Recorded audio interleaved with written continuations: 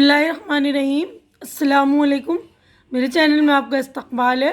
ये video 7वीं class की किताब बाल भारती का सबक नंबर 16 हज़ारों साल लंबी रात। तो आज हम सबक नंबर 16 पढ़ेंगे, जिसे रतन सिंह, उसके मुसन्निफ़ का नाम है रतन सिंह। इन्होंने लिखा है ये वाली कहानी हज़ारों साल लंबी रात। तो ये वाली कहानी मैंने पिछली वीडियो में पढ़कर एक्सप्लेन भी कर दिया, समझा दिया है पूरा कि हज़ारों साल लंबी रात का मतलब कि कुछ लोग जो भूखे थे, उनकी जो वो रात जो भूख के मारे उनको नींद नहीं आ रही थी ना भूख की वजह से, तो उनकी रात जो इतनी लंबी हो गई, उनको हज़ारों साल बराबर लगने लगी वो वाली रात, है ना। तो एक्सप्लेनेशन मैंने पूरा लेसन पढ़कर मुताला करके उसको एक्सप्लेन भी कर दिया। तो आज हम जो है मश्क की तरफ चलेंगे। तो मैंने मानी व इशारात यानी अल्फाज मायने भी कर दिए हैं। आज हम मश्क की तरफ चलते हैं। पहला सवाल है, एक जुमले में जवाब लिखिए। तो ये देखिए सवाल नंबर 1 है, इबादत में कब आदमी का जी नहीं लगता। तो ये जवाबात भी मैंने देखिए 10 सवालात हैं इनके एक जुमले के जवाबात में, तो 10 के मैंने 10 जवाबात लिख दिए आप लोगों के लिए। तो आप लोग देख लेंगे। ये देखिए पहला जवाब है, अगर आदमी भूखा हो तो इबादत में जी नहीं लगता। दूसरा सवाल है, रतन सिंह कहाँ पैदा हुए थे। रतन सिंह सयालकोट पाकिस्तान में पैदा हुए। तीसरा सवाल है, कहानी सुनाने वाला कैसी बातें कर रहा था। जवाब है, कहानी सुनाने वाला ऊट पटांग बातें कर रहा था। चौथा सवाल है, वो सब के सब रात काटने के लिए कहाँ लेटे थे। वो सब के सब रेलवे स्टेशन की तरफ जाने वाले रास्ते की एक दुकान के बरामदे में रात काटने के लिए लेटे थे। पांचवा सवाल, बूढ़े आदमी ने किसकी बात शुरू की। बूढ़े आदमी ने किसी राजा की बात शुरू की। छठा देखिए, बादशाह क्यों दुखी था। बादशाह की कोई औलाद नहीं थी, इसलिए बादशाह दुखी था।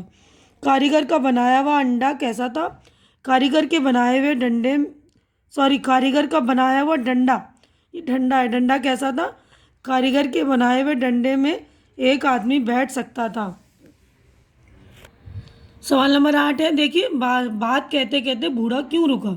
रिक्शा और टांगों का रेला शोर मचाता हुआ सड़क पर से गुजरने लगा, इसलिए बूढ़ा बात कहते कहते रुका। सवाल नंबर 9, आधी दुनिया फतेह करने की खुशी में बादशाह ने क्या किया। आधी दुनिया फतेह करने की खुशी में बादशाह ने एक बहुत बड़ी दावत की। सवाल नंबर 10, कहानी सुनने वालों को नींद क्यों नहीं आ रही थी। कहानी सुनने वाले भूखे थे, इसलिए उन्हें नींद नहीं आ रही थी। तो अगला सवाल देखिए हमारा ये अगला सवाल, मुख्तसर जवाब लिखिए। तो इसके भी जवाबात मैंने आप लोगों के लिए लिख दिए हैं। 4 सवालात हैं, तो इसके भी जवाबात मैंने आप लोगों के लिए रेडी कर दिए हैं। तो सवालात पढ़ूँ उससे पहले जो लोग मेरे चैनल पे नए हैं या जिन्होंने मेरा चैनल सब्सक्राइब नहीं किया है, तो प्लीज़ मेरा चैनल सब्सक्राइब कर लीजिए, क्योंकि चैनल का सब्सक्राइब करना बिल्कुल फ्री है। आप लोग चैनल सब्सक्राइब करेंगे तो मेरी हौसला अफजाई हो जाएगी, तो प्लीज़ मेरी हौसला अफजाई कर दिया करें। तो अगला सवाल जो है मुख्तसर जवाब है ना। मुख्तसर जवाब का मतलब होता है कि हमारे जवाबात जो है एक मतलब सेंटेंस या एक जुमले से ज़्यादा में होने चाहिए, कम से कम 2-3 जुमलों का होना चाहिए वो जवाब, तो उसे मुख्तसर कहते हैं। थोड़ा शॉर्टकट में होना चाहिए, है ना, लेकिन एक जुमले से ज़्यादा। तो पहला सवाल है, बादशाह के 7 महल कैसे थे। बादशाह के 7 महल में एक लकड़ी, दूसरा ईंट गाड़े का, तीसरा संगमरमर का, चौथा तांबे का, पांचवा चांदी का, छठा सोने का और सातवां हीरे जवाहरात का था। अगला सवाल है, 7 फल वाले पेड़ तक पहुंचना बादशाह के लिए क्यों दुश्वार था। 7 फल वाले पेड़ तक पहुंचना बादशाह के लिए दुश्वार था, क्योंकि रास्ते में 7 दरिया पड़ते थे और 7 देवों से मुकाबला करना पड़ता था। पेड़ के गिर्द 7 सांपों का ज़बरदस्त पहरा था। अब अगला सवाल देखेंगे हम। तीसरा सवाल है, देखिए मछली पर बसा हुआ शहर कैसा था। मछली इतनी बड़ी थी कि इसकी पीठ पर बाकायदा एक शहर बसा हुआ था। इस शहर में बहुत सारे मकानात थे, कई खेत थे। ये एक तरह से चलता फिरता शहर था, क्योंकि मछली समंदर में जिस तरफ जाती पूरा शहर उसी तरफ चला जाता था। अब चौथा सवाल है, लेटे हुए लोगों ने बूढ़े की बात को झूठ क्यों कहा। बूढ़े ने बादशाह की दावत का किस्सा सुनाया, तो उसने बयान किया कि पहले किसने खाया, इसके बाद किसने खाया, इसके बाद किसने खाया।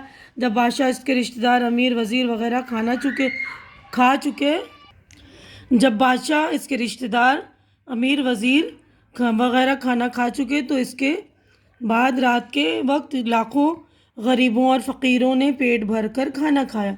इसका ये कहना था कि लेटे हुए लोग उठ खड़े हुए और एक ने बढ़कर बूढ़े को झूठा कहा, क्योंकि अगर रात को पेट भर खाना खाया होता तो वो इस वक्त चैन की नींद सो रहे होते। ठीक है, अब अगला क्वेश्चन हम देखते हैं। देखिए, अगला क्वेश्चन सवाल जो है, कौसैन में दिए हुए लफ्ज़ों की मदद से खाली जगह पुर कीजिए। कौसैन में यानी कि जो ब्रैकेट में लफ्ज़ दिए हुए हैं उनकी मदद से हमें खाली जगह पुर करना है। तो पहला है, सुनने वाले इसकी बात बड़े इन्हमाक से सुन रहे थे। ये रहा इन्हमाक। दुकान के बरामदे में आकर रात काटने के लिए लेट गए। तो ये बरामदे। पेड़ के गिर्द सात सांपों का ज़बरदस्त पहरा था। तो ये पहरा। चौथा सवाल, फिर अचानक ये हुआ कि रिक्शों और तांगों का रेला शोर मचाता सड़क पर से गुजरने लगा। तो ये रहा रेला। इस बरामदे में लेटे हुए सभी आदमी एहतजाजन उठ खड़े हुए। एहतजाजन उठ खड़े हुए, ठीक है ना। एहतजाजन यानी मुखालफत करने के लिए। देखिए, ये बोलचाल है। दर्जे झेल में दर्जे झेल जुमलों में ख़त कशीदा अल्फाज की जगह सबक से मुहावरों को तलाश करके लिखी। जो ये ख़त कशीदा है ना, तो उसी के ऊपर देखिए मैंने मुहावरे लिख दिए। वो बरामदे में रात गुजारने के लिए लेट गए। ख़त कशीदा यानी जो अंडरलाइन किए हुए ना वर्ड्स, तो ये देखिए गुजारने की जगह मैंने लिख दिया रात काटने के लिए। तो वो बरामदे में रात काटने के लिए लेट गए। तो जब आप अपनी कॉपी में जवाब लिखेंगे तो पूरा इस तरह लिखेंगे, गुजारने की जगह रात काटने लिखेंगे, ठीक है ना। अब अगला है, बादशाह भी मजबूत इरादे का था। तो अब जवाब होगा इस तरह, बादशाह भी अपनी धुन का पक्का था, ठीक है। अब ये तलाश व जस्तजू झैल के जुमले में बाज़ अल्फाज दो दो बार इस्तेमाल हुए, जैसे रात धीरे धीरे सरक रही थी, रात आहिस्ता आहिस्ता खिसक रही थी, खाना खाते खाते रात हो गई। इन जुमलों में सरकने, खिसकने, खाने के तसलसल को, मतलब उसके सिलसिले को ज़ाहिर करने के लिए इन कामों की खसूसियत को दो बार लिखा गया है। दो बार लिखा गया है। तकरार से आने वाले चंद अल्फाज मुंतखब करके जुमले बनाइए।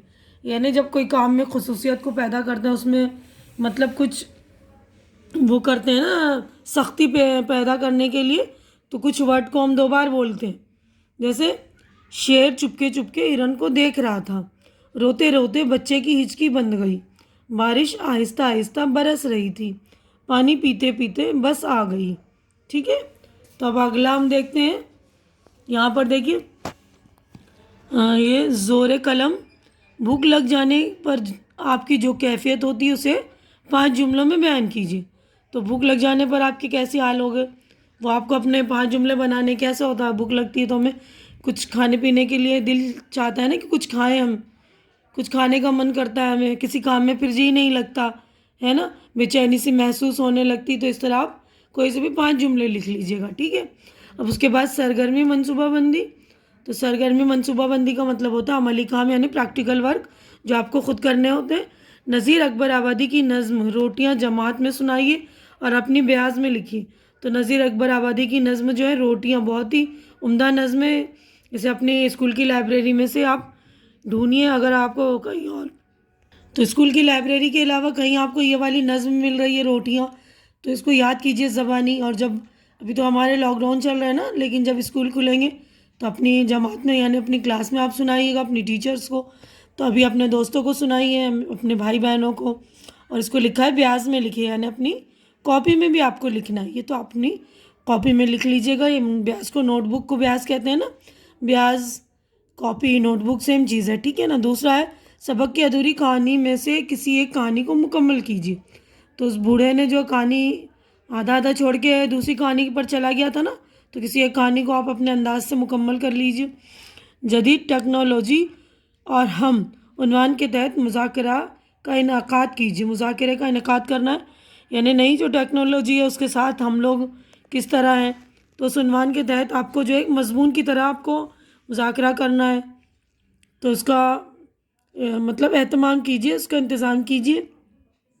कौमी साइंसी दिन की मुनासबत से 3 साइंसदानों की मुख्तसर मालूमात जमा कीजिए। नीज़ चार्ट्स, प्रोजेक्ट और मॉडल की नुमाइश का एहतमाम कीजिए। कौमी साइंसी दिन है ना, तो उस साइंसी दिन में 3 मतलब साइंसदानों की मालूमात करके आपको चार्ट भी बनाने, उनके प्रोजेक्ट वगैरह बनाइए। तो ये आपका अमली काम है, खुद करके दिखाना है। अब अगला है आइए ज़बान सीखें। तो ये आपका जो है कवायद का काम है, यानी ग्रामर का काम है। कहावत या ज़रबुल मिसल। सबक की पहली बात में कहा गया कि अगर भूखा हो तो किसी काम में इसका जी नहीं लगता। वो काम चाहे खुदा की इबादत क्यों ना हो। इसी बात को मुख्तसर में वहाँ कहा गया है कि भूखे भजन न होए। जब किसी लंबी बात या ख्याल को वजाहत से न कहते हुए चंद लफ्ज़ों, फ़िक्रों या मुख्तसर से जुमले में अदा कर दिया जाए तो ऐसे फ़िक्रे जुमले को कहावत या ज़रबुल मिसल कहा जाता है। बोलते या लिखते वक्त कहावत के इस्तेमाल में बात में ज़ोर और असर पैदा होता है। जब हम बोलते हैं तो कोई कहावत अगर बोल लें तो सामने वाले को फौरी वो बात समझ में आ जाती है ना, मतलब किस ताल्लुक़ से ये बात कही जा रही है। तो फ़ौरन उस बात में जो असर भी पैदा होता है और वो सामने वाले को अच्छा भी लगता है, और ज़ोर पैदा होता है ना उस बात में। कहावतें या ज़रबुल अमसाल मुकम्मल बामानी जुमले होते हैं। कहावत जो होते हैं वो पूरा एक जुमला होता है, उसको हम चेंज नहीं कर सकते, मगर दूसरे वाक़यात इबारतों के साथ आकर ही अपना मफ़हूम वाज़ेह करते हैं। जैसा कि ऊपर की मिसाल में बताया गया है, अक्सर इन कहावतों से मुतालिक कोई ना कोई कहानी मशहूर होती है। हमें कहावतों के इस्तेमाल का मौका महल मालूम होना चाहिए। चंद में झैल कहावतों की वजाहत की जा रही है। मतलब ये कहावतें दी गई हैं, कुछ कहावतें उनकी वजाहत की जा रही है। तो आप लोग भी मेरे ग्रामर की प्लेलिस्ट में जाकर देख लेंगे। मैंने कहावत ज़रबुल मिसल बना दी है, उसको डिटेलिंग में भी समझा दिया, उसका इस्तेमाल भी बता दिया है। तो आप लोग ग्रामर की प्लेलिस्ट में जाकर देख लेंगे आप लोग, और मैं इसकी लिंक भी अपने डिस्क्रिप्शन बॉक्स में डाल दूँगी, तो आप लोग वो भी चेक कर लेंगे। और भी टॉपिक्स पे मैंने वीडियो बनाए हैं ग्रामर के अलावा भी, तो आप लोग वहाँ वो जाकर देख लीजिए, क्या पता आपकी कुछ ज़रूरत की चीज़ मिल जाए, है ना। और उसको शेयर कीजिए ताकि और बच्चों की भी ज़रूरतें पूरी हो सके। और जिन्होंने मेरा चैनल सब्सक्राइब नहीं किया या जो लोग मेरे चैनल पर नए हैं तो प्लीज़ वो लोग मेरा चैनल सब्सक्राइब कर लीजिए, क्योंकि चैनल का सब्सक्राइब करना बिल्कुल फ्री है। आप लोग चैनल सब्सक्राइब करेंगे तो मेरी हौसला अफजाई हो जाएगी। तो प्लीज़ मेरी हौसला अफजाई कर दिया करें, मेरा चैनल सब्सक्राइब करें और मेरी वीडियो प्लीज़ पूरी देखा करें आप लोग, क्योंकि वीडियो स्किप कर देते हैं तो कुछ बातें अधूरी आप लोगों के समझ में नहीं आएंगी ना। तो देखिए पहली कहावत है अभी दिल्ली दूर है। तो ये कहावत ऐसे मौके पर बोलते हैं जब बहुत सारा काम बाकी रह गया हो या मकसद पूरा होने में जब देर लगने लगती है ना, ये किसी काम करने में बहुत देर होती है, तो ये कहावत ऐसे बोलते हैं अभी दिल्ली दूर है। अब अगला है जो दूसरा, जिसकी लाठी उसकी भैंस, यानी जिसके पास ताकत होती है वही हावी होता है। आसमान से गिरा खजूर में अटका। अगर कोई एक मुसीबत से निकलकर दूसरी मुसीबत में फंस जाता है तो इस हालत पर यह कहावत इस्तेमाल की जाती है। कुछ और मिसालें, 4 दिन की चांदनी फिर अंधेरी रात, मान न मान मैं तेरा मेहमान, बख्शो भी बिल्ली चूहा लंडोरा ही भला, नाच न जाने आंगन टेढ़ा, गुड़ खा के गुलगुलों से परहेज। रोज़मर्रा और मुहावरे पूरे जुमले नहीं होते, मगर कहावत अपने आप में पूरा जुमला होती है। तो मतलब रोज़मर्रा और जो मुहावरे होते हैं वो पूरे जुमले नहीं होते, हम जुमलों में उनका इस्तेमाल करते हैं, लेकिन कहावत जो होता है वो पूरा जुमला होता है। आप अपने उस्ताद की मदद से ऊपर दी गई कहावतों का मफ़हूम मालूम करके इनके सामने लिखिए। तो देखिए मैंने इन कहावतों का मफ़हूम यानी मीनिंग आपको समझा दिया, तो आप लोग देख लेंगे। ये पहली कहावत है, देखिए ये 4 दिन की चांदनी फिर अंधेरी रात। ये कहावत ऐसे मौके पर बोलते हैं जब किसी को आर्जी तौर पर यानी वक्ती तौर पर आराम और आशाइश मैसर हो जाए और फिर वो फ़िक्र और परेशानी में मुब्तला हो जाए, यानी कुछ दिन के लिए तो उसे आराम मिले, फिर बाद में वो फिर वापस से परेशानी वापस आ जाए, तो उस वक्त ये बोलते हैं 4 दिन की चांदनी फिर अंधेरी रात। और दूसरा है मान न मान मैं तेरा मेहमान। जब कोई शख्स किसी के यहाँ बिन बुलाए पहुँच जाता है और चाहता है कि इसकी अच्छी मेहमान नवाजी की जाए, इस वक्त ये वो कहावत बोलते हैं। बख्शो भी बिल्ली चूहा लंडोरा ही भला। ये कहावत ऐसे मौके पर बोलते हैं जब कोई शख्स भलाई के पर्दे में बुराई का इरादा रखता हो, यानी हमें सामने से तो दिख रहा है कि हम भलाई कर रहा है, लेकिन वो पर्दे में जो पीछे से वो बुराई ही करता है, उसका इरादा जो होता है बुराई का। गुड़ खाए गुलगुल्लों से परहेज। ये कहावत ऐसे मौके पर बोलते हैं जब कोई शख्स छोटी मोटी बुराई से बचे और बड़ी बुराई को नज़रअंदाज कर दे। नाच न जाने आंगन टेढ़ा, यानी कोई काम ना आने पर काम को ही गलत या बुरा कहना, ठीक है ना। जब किसी को कोई काम नहीं आता है तो उसी काम को गलत ठहराने लगते हैं, उस काम को बुरा करने लगते हैं, तो उस वक्त हम बोलते हैं नाच न जाने आंगन टेढ़ा। तो उम्मीद करती हूँ कि ये सारी मालूमात आपको अच्छी तरह समझ में आ गई होगी, कहावत वगैरह भी। और ये मेरी वीडियो आपको अच्छी लग रही है, पसंद आ रही होगी, तो इसे ज़्यादा से ज़्यादा शेयर कीजिए ताकि ज़्यादा ज़रूरतमंद बच्चों की ज़रूरत पूरी हो सके। और मेरा चैनल सब्सक्राइब कीजिए। हमारी अगली मुलाकात जो है अगली वीडियो में होगी। तब तक के लिए अल्लाह हाफिज़।